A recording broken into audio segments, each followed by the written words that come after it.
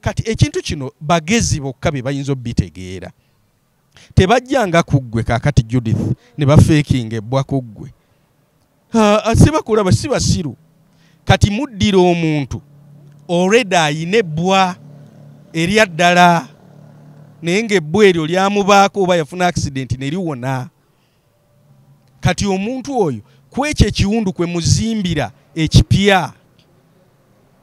ekireenya n'aleetebwa ng'asituliddwa ng'alaga nti alumwa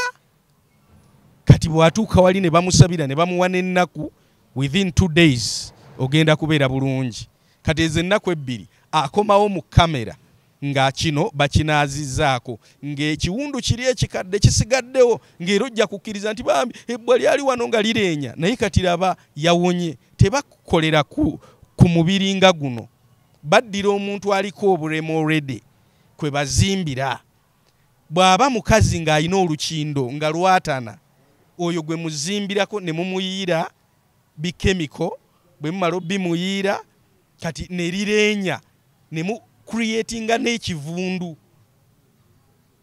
waayise wonna nga bagamba banne omukazi awunya era otera okulaba nga nabbi abagamba ajja mujje mumulabe ne bajja abantu beetolola bakakase kati naawona kakati nno ebintu bino si kyangu kukkiriza nenze njagala kugamba nti ebintu bibeera stage managed ebisinga obungi